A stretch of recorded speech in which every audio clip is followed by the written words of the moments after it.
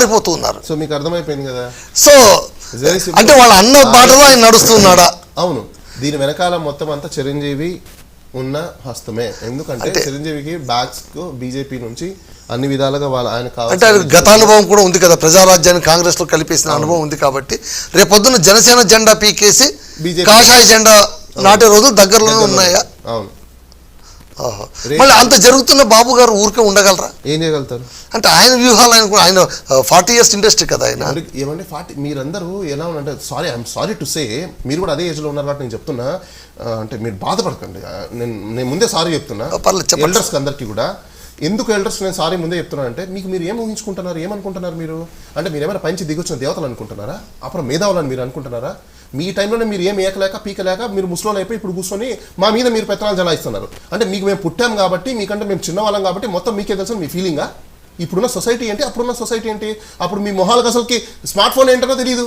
అలాంటి లేని పరిస్థితుల్లో ఈరోజు మీరు స్మార్ట్ ఫోన్ గురించి మాకు చెప్తారా? మీకు చేతకాకనే కదా మీరు అన్ని రోజులు గడిచిపోయాయి. ఈరోజు మాకు తెలియదా మేము ఎలా రన్ చేయాలో?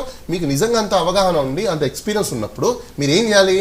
మేము నడుపుతున్న బండిని చూసి ఎక్కడైనా తప్పులు ఉంటే సరిదిద్దాలి. అది పెద్దరికం. మీరేం చేస్తున్నారు? పగ్గాలు మొత్తం మేమే తీసుకొని మేము నడుపుతామంటున్నారు. గుర్రం ముసలి గుర్రాన్ని తీసుకొని మీరు పరిగెత్తారా? ఇప్పుడు మన దేశం ఎందుకు ఎదగలేకపోతుందంటే రీజన్ అదే. అంటే ఇప్పుడు దగ్గర నుంచి నిజమే ప్యూల్ వరకు కూడా ముసలిలో అయిపోయినారు. ఇప్పుడు మీరు చెప్పండి, ఇప్పుడు పవన్ కళ్యాణ్, నారా లోకేష్ బాబు మొహం చూసుకొని ఏపీ ప్రజలు అధికారం ఇచ్చేవాళ్ళ వీళ్ళకి? అసలు చంద్రబాబు నాయుడు లాంటి మొహం చూసే కదా ఇచ్చింది.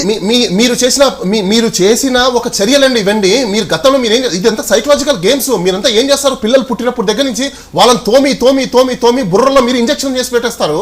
మరి వాడికి ఏం తెలుస్తుంది? ఎంతసేపు ఓహో పెద్దవాళ్ళు చేస్తేనే కరెక్ట్ ఏమో, మేము ఆ ఫోబియాలోకి వచ్చేస్తే ఇంకేముంది మాకు? ఎవడన్నా ఆలోచిస్తున్నాడా? ఈరోజు 40 సంవత్సరాలు వచ్చిన ఒక యువకుడు ఎవడన్నా ఆలోచించగలుగుతున్నాడా? ఎందుకు? అమ్మో లేదు మా నాన్న చెప్పడం మళ్ళీ తప్పవుతుందేమో, మా అమ్మ చెప్పింది తప్పవుతుందేమో, ఇదే అయిపోయింది మాకు. మా బుర్రలో సైకలాజికల్గా అదే ఫీడ్ అయిపోయింది కదా. ఇంకేముంది అక్కడ? ఇంక మేము ఎక్కడ ముందుకు వస్తాం? అది పవన్ కళ్యాణ్ కానీ, నారా లోకేష్ కానీ, ఇంకెవరైనా కానీ ఎవరు ముందుకు రాగలుగుతున్నారు? ఎవరైతే ఇవన్నీ తీసి పక్కన పడేస్తున్నాడో వాడు ముందుకు రాగలుగుతున్నాడు. ఎందుకు? మీ ఐడియాలజీ ఈరోజు మేము పెట్టుకుంటే ఎవడు ఎదగలేడు. మళ్ళీ వాళ్ళని కూడా ముందుకు రానియట్లేదు కదా. ఎందుకు మీరు రానివ్వరు. నేను ఓపెన్ చెప్తున్నా, మీ ఎల్డర్స్ ఎప్పటికీ రానివ్వరు. మీకున్నంత ఈగోస్. పిల్లలు మీకు ఏదైనా మంచి చెప్పినా మీరు యాక్సెప్ట్ చేయడానికి రెడీగా ఉండరు. This a fact. అవునన్నా కాదన్నా ప్రతి ఇంట్లో చెక్ చేసుకోండి మీరు కావాలంటే. I'm challenging. ప్రతి ఇంట్లో ఉన్నదే ఇదే. సొసైటీలో కూడా అదే ఉంది. వీళ్ళే కదా సొసైటీ నడిపేది. సో ఈ సొసైటీ బాగుపడాలన్నా, ఈ రాష్ట్రం బాగుపడాలన్నా, దేశం బాగుపడాలన్నా ఎందుకు బాగుపడలేకపోతుందంటే ఓన్లీ రీజన్ ఎక్స్పీరియన్స్ అని చెప్పుకుంటే మీ ఎల్డర్స్ మీ యొక్క సైకలాజికల్ డిజార్డర్ని మా మీద రుద్దడమే. దానివల్లనే ఈరోజు మేమందరం వెనకబడిపోతున్నాం. సరే ఓకే సార్, దాన్ని మనం ఒప్పుకుందాం, లేదని కాదు. నాకు ఒక విషయం చెప్పండి. కూటమి ప్రభుత్వం అధికారంలోకి వచ్చేసింది. కరెక్ట్. ఎవరు ఉన్నా కాదన్నా 5 ఏళ్ల పాటు అయితే ఉంటుంది. దాన్ని మనం కాదన్న శక్తి లేదు. నేను చెప్తున్నాను 5 ఏళ్ల పాటు కూటమి ఉంది అనుకున్నా కూడా డిప్యూటీ సీఎం ఎప్పుడు సీఎం అవుతారు? నేను అదే అంటున్నాను సార్. ఇప్పుడు నరేంద్ర మోడీ గారు అనుకుంటే ఈ రోజు కూడా ఆయన సీఎం అవ్వగలుగుతాడు. Narendra Modi waiting for the choice chance. So Chandrababu Naidu చాప కింద నీళ్లలాగా పవన్ కళ్యాణ్ తయారైపోయారు. చెస్ గేమ్ అండి. ఏ సిపాయిని ఎలా మూవ్ చేస్తే, లేకపోతే ఏ ఎలిఫెంట్ని ఎలా మూవ్ చేస్తే, ఏ హార్స్ని ఎలా మూవ్ చేస్తే ఆ స్టెప్ని బేస్ చేసుకుని నడుస్తుంటాయి. ఈరోజు అక్కడ అంటే ఆయనకు ఏకనాథ్ షిండేలు తయారు చేయడం ఆయనకు వెన్నతో పెట్టిన విద్య చెప్పలేము. ఏకనాథ్ షిండే అవుతాడో లేకపోతే దోనాథ్ షిండే అవుతాడో అని తెలియదు కదా. దోనాథ్ షిండే అవుతాడని ఎందుకు అంటున్నానంటే, బీజేపీ జనసేన 2 కలిపింది అనుకోండి, TDP out, only BJP government form అయిపోయింది. అక్కడైనా శివసేన గవర్నమెంట్, ఇక్కడ అలా ఉండదు. లేదా పాత జెండా బీజేపీకా అంటారు. సో జనసేన జెండా పీకేసి కాషాయ జెండా పెట్టే రోజులు చాలా దగ్గరలోనే ఉన్నాయి. జనసేన జెండా మర్చిపోయినా అదైతే నిజం. ఎందుకంటే ఎప్పుడైతే ఆయన డిప్యూటీ సీఎం పోస్ట్ తీసుకున్నాడో అప్పుడే జనసేన జెండా పీకేసినట్టు లెక్కని అందరూ అంటున్నారు. ఇప్పుడున్న జెండా ఏంటి? ఎయిదర్ పచ్చ జెండానా లేకపోతే కాషాయ జెండానా, ఈ రెండిట్లో ఏ జెండా అనేది డిసైడ్ చేసుకోవాలి. కాకపోతే ఒక ఆర్టికల్ చేశానండి, ఎవరో ఒకరు రాశారు, పవన్ కళ్యాణ్ చాలా బాధపడిపోతున్నాడు, ఈ మీడియా వాళ్లే తనకు నాయుడుకు మధ్య, చంద్రబాబు నాయుడుకు మధ్య గ్యాప్ పెంచేస్తున్నారు. నిజమేనా? అంటే ఆయన అనుకుంటే గ్యాప్ పెరుగుతుందా? పెరగదు కదా. ఒక విషయం చెప్తాను చూడు. ఇప్పుడు మీరు నేను రోజు ఫోన్లో మాట్లాడుకున్నప్పుడు ఎవరో 10 మంది మాట్లాడుకుంటుంటారు, కొంచెం లైట్ అయిపోతుంది. సో ఇక్కడ కానీ ఒకటి, మీ దగ్గర దుర్బుద్ధి నా దగ్గర దుర్బుద్ధి ఉన్నది అనుకోండి, ఖచ్చితంగా దాన్ని మనం ఓవర్కమ్ చేస్తాము, దాన్ని మనం పెంచుకుంటూనే పోతాము ఎంత మాట్లాడుకున్నా దుర్బుద్ధి ఉంటే. సో వాళ్ళకి ఖచ్చితంగా దుర్బుద్ధి ఉంటుంది. దుర్బుద్ధి అంటే నేను అది దుర్బుద్ధి అని అనట్లేదు. ఆయనకి సీఎం అని అవ్వాలనే అవకాశం ఉంటుంది కదా, ఆశ ఉంటుంది కదా, ఎందుకు వదులుకుంటారు?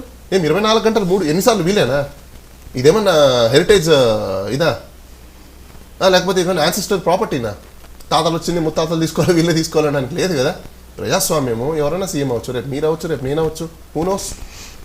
అంటే నాకు తెలిసి చంద్రబాబు నాయుడు గారు చాలా తెలివిగా డిప్యూటీ సీఎం అనేటువంటి మత్తు ఇంజెక్షన్, డిప్యూటీ సీఎం అనేటువంటి మత్తు ఇంజెక్షన్, నేను చెప్పేది డిప్యూటీ సీఎం అనేటువంటి మత్తు ఇంజెక్షన్ ఇచ్చేసి ఆయన స్పృహలోకి రానివ్వకుండా తన చేతనైనంత వరకు ఆయన ఏమన్నా ప్రయత్నిస్తున్నారా అని మీకు ఏమన్నా అనిపిస్తుంది అనిపించదు? సార్ మీ అందరికి నేను ఒకటి చెప్తున్నాను చూడండి, ఎందుకంటే నేను చంద్రబాబు నాయుడు గారితో కలిసాను, ఆయనతో లాస్ట్ ఎలక్షన్స్ టైంలో కూడా నేను కొన్ని వాళ్ళ పొలిటికల్ పార్టీకి మేము పొలిటికల్ కన్సల్టింగ్ సర్వీసెస్ చేస్తాం, దాని గురించి మేము చెప్పాము, మాట్లాడాము, వాళ్ళ మనుషులతో కూడా మాట్లాడాము. మీరందరూ అనుకుంటున్నట్టు చంద్రబాబు నాయుడు మేధావి కాదు, ఆయనకంత తెలివి లేదు. ఆయన ఏమున్నా పక్కనున్న వాళ్ళ తెలివితో, పక్కనున్న వాళ్ళ మేధస్సుతో ఆయన వాడుకొని పైకి వచ్చిన వాడు ఈ రోజు వరకు కూడా. అది అందరికీ మీకు తెలియదు సార్, అది వాడుకోవాలన్నా తెలివి కావాలి కదా సార్. నేను అదే సార్, దానికి తెలివి అక్కర్లేదండి సార్. దానికి తెలివి కాదు కావాల్సింది, కన్నింగ్ మెంటాలిటీ ఉంటే చాలు. దానికి తెలివి ఎందుకు? దానికి sir cunning mentality also in intelligence. Cunning mentality is not intelligence sir. Cunning mentality it is nothing but malicious intention. అది చెడు దుర్బుద్ధి. అది బుద్ధి కదా. ఒకటి టాలెంట్ అనేది మంచికి ఉంటుంది కానీ చెడుకు కాదు. చెడుకు టాలెంట్ ఎందుకు అవసరం ఏముంది? మీరు ఏం చేసినా జరిగిపోయింది. అక్కడ టాలెంట్ ఎక్కడ ఉంది అసలు చెప్పండి నాకు. ఇప్పుడు ఐటీని తీసుకొచ్చింది నేనే. I'm the God father for IT అని అన్నాడు, అవునా? ఈ రోజు ఫిజికల్ గా కౌంటర్లు ఎందుకు మనకు తిరుమల తిరుపతి దేవస్థానానికి ఫిజికల్ గా ఎందుకు పెట్టారు? ఆన్లైన్ ఆల్రెడీ $300 టికెట్లకు కానీ, ఇంకా శుభదం దర్శనాలకి కానీ, లేకపోతే ఇంకో విఐపి దర్శనం అన్నిటికీ ఆన్లైన్ ఉన్నాయి. వాట్సాప్లో కొడితే లేకపోతే డీటెయిల్స్ పంపిస్తే ఆన్లైన్లో మనకు మెసేజ్ వస్తుంది. అలాంటి ఫెసిలిటీ ఉన్న టైంలో మీరు ఆన్లైన్లో టికెట్లు ఇష్యూ చేయకుండా ఎందుకు మాన్యువల్ పెట్టారు? Is question. To create crowd crowd ని క్రియేట్ చేసి వీళ్ళు పెద్ద ఫెస్టివల్ చూపించుకుంటే పబ్లిసిటీ చేసుకోవాలనుకున్నారు. దట్స్ మైలిషియస్ ఇంటెన్షన్ ఇక్కడ. Okay okay. అదర్వైజ్ మీరు ఎందుకు పెట్టారు? రీజన్ ఇది అనదర్ గోదావరి పుష్కరాలు ఇన్సిడెంట్ లాంటిదే. ఇది ప్రాణాలు తక్కువ పోయాయి కానీ వాంటెడ్లీ చేసింది. ఇదేమి వాళ్ళకు తెలియకుండానో లేకపోతే ఇంకోటి కాదు. మీరు ఫిజికల్ గా పెట్టారంటే మీ ఇంటెన్షన్ ఏంది? ఎందుకు పెట్టారు?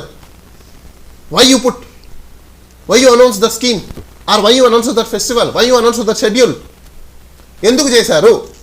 ఆల్రెడీ ఆన్లైన్లో ఉన్నది అందరికీ తెలుసు. లేదు మీరు అలా పెట్టకుండా ఎవరు పాదయాత్రలో నడుచుకుంటూ వెళ్ళిపోయే వాళ్ళందరికీ కూడా మేము 7 లక్షల మందికి ద్వారం ఇస్తున్నామంటే దాంట్లో వెళ్ళిపోయే వాళ్ళందరికీ టోకన్లు కట్టండి, అయిపోయింది కదా. అక్కడ నడుచుకుంటూ క్యూలు ఉంటాయి. 22 కిలోమీటర్లు, ఆల్మోస్ట్ 24 కిలోమీటర్లు. అటు శ్రీవారి మెట్ల సైడ్ నుంచి పెట్టండి, ఇటు అలిపిరి మెట్ల నుంచి పెట్టండి. 7 లక్షల మంది కదా, 10 లక్షల మంది వచ్చిన వాళ్ళు సరిపోయేది. ఎందుకు చేయలేకపోయారు? బికాస్ మీకు అక్కడ పబ్లిసిటీ రాదు, మీకు అక్కడ క్రౌడ్ రాదు, అక్కడ మీడియా కవర్ చేయలేదు. ఎందుకంటే దండికి మంది ఉంటానే కదా మీడియా అక్కడే ఓన్లీ కవర్ చేసి చూసారా డబ్బాలు కొట్టుకోవడానికి పనికి వచ్చింది. అదే ఆ లైన్లో పెట్టారనుకోండి, మీడియా కెమెరా పెట్టుకుని ఎంత దూరం పోతాడు? నడుచుకుంటూ పోలేడు కదా కెమెరామ్యాన్.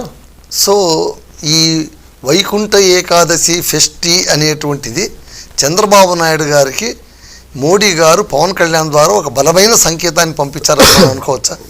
సంకేతము అని అనేదానికంటే అంటే ఇప్పుడు నాది ఒకటే సార్, బిఆర్ నాయుడుని పెట్టింది చంద్రబాబు నాయుడు గారు, ఆయన మనిషి అని తెలుసు, ఆయన తీసుకొని వచ్చి పెట్టారు. ఓకే, క్వాలిఫికేషన్స్ అవన్నీ పక్కన పెట్టేద్దాం.